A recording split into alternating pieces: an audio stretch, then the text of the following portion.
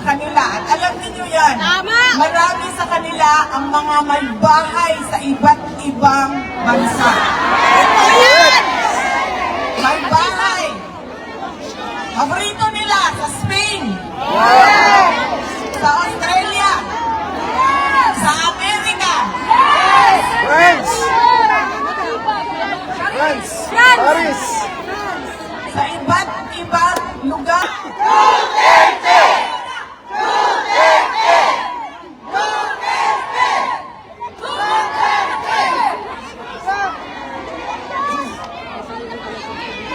Isa pa na laging nangyayari sa atin,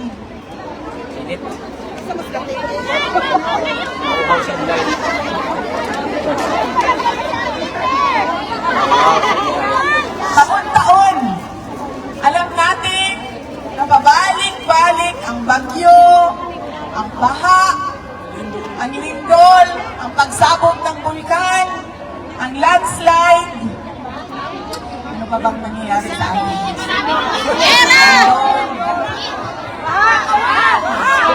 Natural, ma'am. Hindi man-made disaster. Natural muna tayo. Natural. Taon-taon alam natin na nangyayari ang mga natural disasters. Pero bakit taon-taon laging nagugulat ang Pilipino sa pagbaha, sa pagbagyo, Kasi sa ninakaw na yung lindol, budget. at hindi lang yan. Pagkagulat natin, sira-sira lahat, hindi na makabangon ulit. Dahil sa corrupt. Kung maalala ninyo, nagkaroon ng malaking lindol sa Cebu. Noong mga ilang buwan na ang nakaraan. Pagbisita namin ng Cebu, nitong bago lang, ganun na ganun pa rin. Para silang bag kahapon lang na lindol. Hindi tayo nakakabangon kaagad. At meron sa atin, hindi na nakakabangon talaga. Ubus ang savings dahil sa kalamidad. Taon-taon, ubus ang gamit. Magpasa po tayo. Hindi po umansa kasi ito yung... Kaya sa mga pangyayari sa ating bayan. Natural, man-made ba? Man-made disaster. Ano ang man-made disaster? Ayan! Hold up! Manmade na yun ngayon! Napakataas ng petty crimes sa ating bansa. Bakit? Ikot-ikot lang din naman yan. Madali lang siya maintindihan. Kapag walang oportunidad ang tao, wala silang trabaho. Kapag wala silang trabaho, nagnanakaw sila. Kasi yun yung pinakamadali para sa kanila.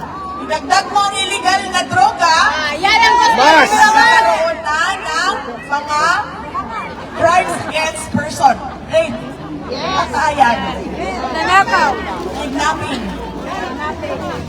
Ganon ang nangyayari sa ating bayan. Hindi lang tayo bugbog sa natural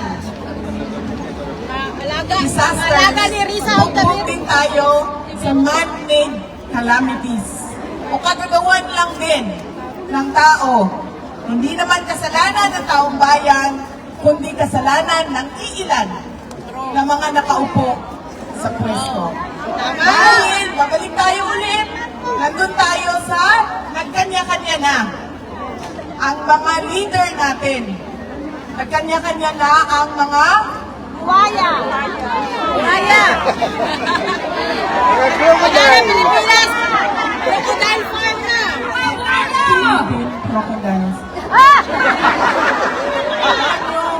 Marami sa kanila, at alam niyo yan, Tama! marami sa kanila ang mga may bahay sa iba't ibang bansa. Ayan!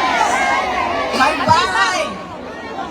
Paborito nila sa Spain, sa Australia, sa Amerika, France! France! Paris! Sa iba't ibang lugar kung saan may golden visa.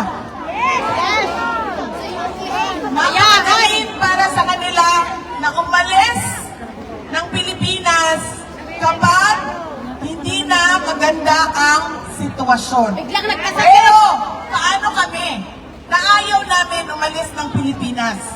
Paano yung mga pamilya ninyo na hindi makaalis ng Pilipinas? Iiwanan na lang tayo na magtiis sa kalat na ginawa ng ilang Pilipino lang na makasarili ang kanilang interes. Dahil wala silang pakialam kung anong mangyari sa ating bayan. Dahil napakadali para sa kanila. Ilang milyon, bilyon, ang sinasabi ko sa inyo, darating ang 2027 budget, ubos na naman yan. Ay, for sure, Bibi Sara. Wala na. Walang tigil ang nakawan. Naiilang mga Hoy, ang Manila Pilipino. na maligya. Ngayon, hindi ko masagot kung bakit ganyan ang pag-uugali nila. Pero, ang pagkakaalam ko, ang mga Pilipino ay may pagmamahal sa bayan. Hindi tayo magpapatalo sa ilan na ang mahal nila ay ang sarili nilang balat. Mamatay din yun sila. Ang sarili nilang interes. Nagpapasalamat tayo lagi sa ating mga overseas Filipino workers. At sa Wala mga tayo, nga, Pilipinas. Filipino migrants.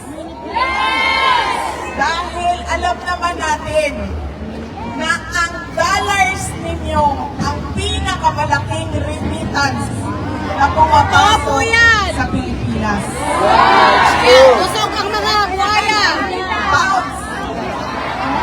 Mas malaki pa. Ang pounds ninyo na pumapasok sa ating bayan. Yun yung nagbibigay ng malaking buffer reserves sa atin.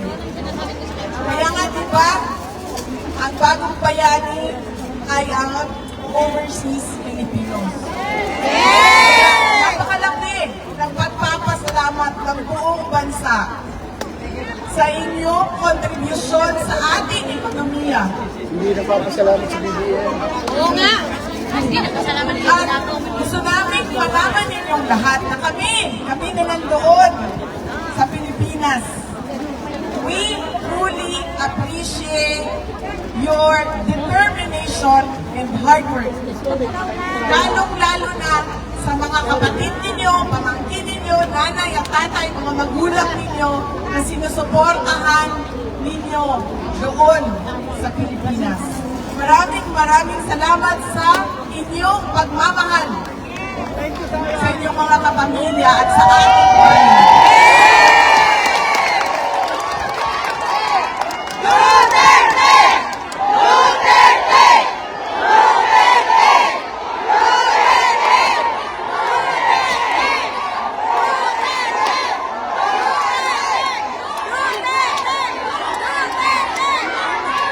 Mga kababayan, pangarap natin ang araw na pwede tayong umuwi sa Pilipinas. Retire sa Pilipinas. Pangarap natin ang araw na kapag sinabi natin dito ako magtatrabaho dahil okay naman ang sweldo. Uy, kami pakikala. Dito, trabaho ng isang tao lang, ng dalawang tao lang, kundi trabaho ito ng isang sambayanan. Kailangan natin magtulong-tulong para na maibalik natin sa ating bayan ang tapang at Malasakit! Duterte! Duterte! Duterte! Duterte! Duterte! Duterte! tapang at malasakit na nakikita natin sa puso ng mga Pilipino na nawala. Hindi natin alam kung bakit, pero dapat alalahanin natin na ang bayan natin ay para sa ating mga anak. Dahil ano ba ang edad nating lahat na nandito ngayon? 16, 17, ilang taon na lang ang naiiwan sa atin? 20 years, 25 years.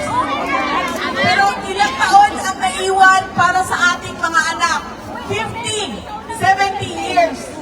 Ibig sabihin, dapat paniguraduhin natin na 70 years from now, mas maganda, maayos, malakas, doon ay kalambuan, doon ay kalinaw ang atuang nasod para sa ating mga anak. Ayaw natin na 70 years from now, ang ating mga anak ay tulad ng ating mga overseas Filipinos ngayon. 16 hours nagtatrabaho para lang masuportahan ang pamilya na naiwan sa Pilipinas. Mga kababayan, ibalik natin ang tapang at malasakit. Hindi siya trabaho ng isang tao lang. Trabaho natin yan para sa ating mga anak, mga apo. Mga kababayan, ang lahat ng ginagawa natin ay para sa Diyos, sa bayan, at sa bawat pamilya Pilipino. Syukran.